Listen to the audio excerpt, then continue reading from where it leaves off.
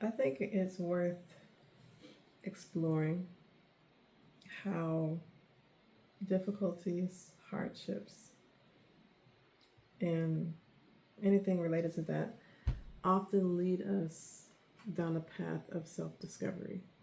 So, for me, I do a lot of service work. I'm a licensed massage therapist and stretch therapist mostly. But it's been a little difficult lately. Not with client, well, it's been getting weird with clients, but it's just that I realize that I've been avoiding the hard things for a while. And in avoiding the hard things up front, it makes things hard on the back end. And now, with me being, 41 years old, single mother, I have looked in notebooks that I've written and I read the goals that I had. And I was just thinking about what stopped me from reaching those goals. And the main thing that I've come up with is that I didn't try it all. And that's not my intention. It was never my intention to not try. Like I wrote it down, and this was years and years. Like I wrote the same thing down in different ways, and I did not try. Like in all the instances I can go back and look, I settled for what was comfortable. And it's, I guess, a little hypocritical on my part because I encouraged my son to step out in faith. And so I decided to step out in faith and do this channel. And I got one subscriber, y'all. So I am super excited about that. Cause this channel is mainly like me thinking out certain things and understanding things that I maybe hadn't understood before. And so today I was thinking about what held me back from reaching those goals. And I wrote down three things here. One was other people's opinions, was a big thing. Two was trying to control the outcome. And three, not making a decision. And I think that that's probably the biggest one. And the reason why I say that is because when I was younger, my grandmother told me, because I wasn't talking like I am now, I was a little more on the reserved side. I was considered shy. I consider myself shy. I know that that's not biblical, but I was just, quiet. I have a soft toned voice. People thought I was quiet. I didn't have a lot to say, but I was quiet. And she told me that because I didn't want to talk to her, that I would end up allowing other people to make decisions for me. Now, the way she said it made me feel like people were like lording over me or, being the boss of me. And I didn't want that. So I kind of rebelled against that, oddly enough. And it's funny how when you rebel against certain things, you end up doing it. And I don't know how I got there. Like, I can probably really go back and look, but I was just thinking about how the thing I said I did not want to do at all is the thing that I was doing. And so, me being indecisive in a way has kept me stuck. Like, y'all, I'm afraid to be vulnerable because she also told me that nobody would want to hear what I had to say. And so every video that I make when it comes to showing people how to move their bodies so they can have less pain, or how to stretch a certain way, or how to do X, Y, and Z so they can show up better, I have to fight with that thought every single time.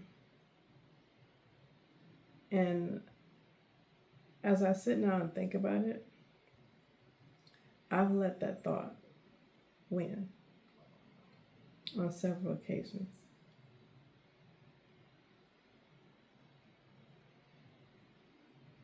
But I don't want it to win anymore. So this channel, I don't know why I'm teary-eyed right now.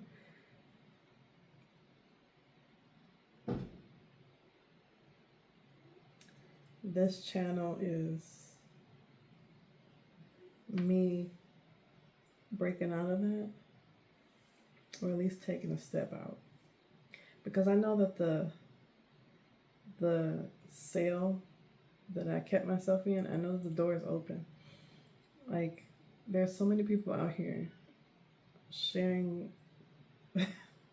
their personal opinions, sharing things that are way left field. And I know that what I have to share will help people. Excuse me. I know that because it has. I've done it on a small scale. But right after that, it's like I retreated. So I would step out and do it and have a small group and really minister to women and like have them get revelation. And you know, some of them said that their lives were changed forever. Like I had a thing, I think it was last year, and this woman, she printed out my profile picture and she stuck it on her refrigerator as a reminder to, you know, exercise certain things in her life. And I thought it was the craziest thing.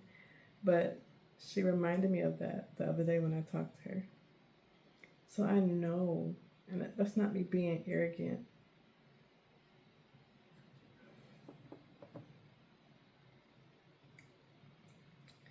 That's not me being arrogant at all. Like,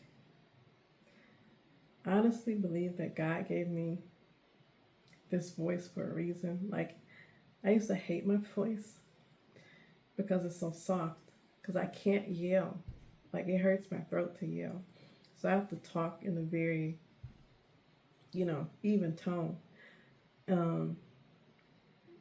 But I believe that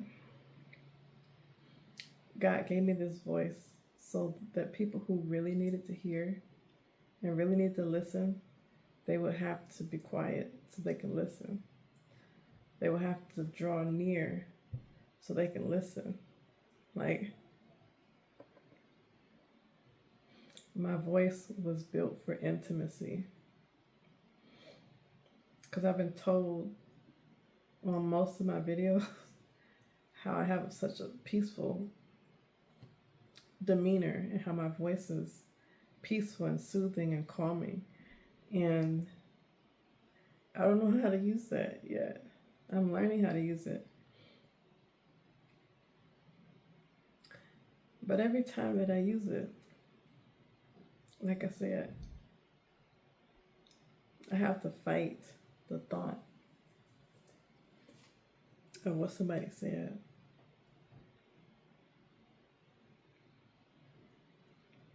That nobody will want to hear what I have to say. Why I'm saying this, not in an arrogant way.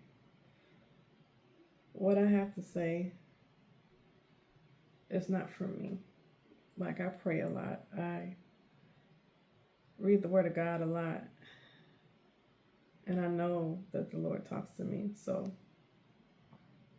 I'll be sharing, sometimes with tears. But I promise to be honest about it. because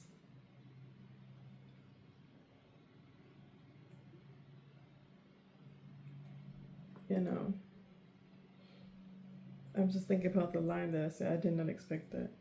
That my voice is designed for intimacy. Yeah, I think that sums it up. So, for you who's watching this, I appreciate you watching this. I appreciate you taking the time to watch this and be a part of my journey. Um, I'm just gonna let God move and God use this channel however He wants to use it. And I will be talking about, some of the things I believe is going on. But outside of that, I just wanted to have a real conversation. I appreciate you. Love you. Thank you for being here. I'll talk to you soon.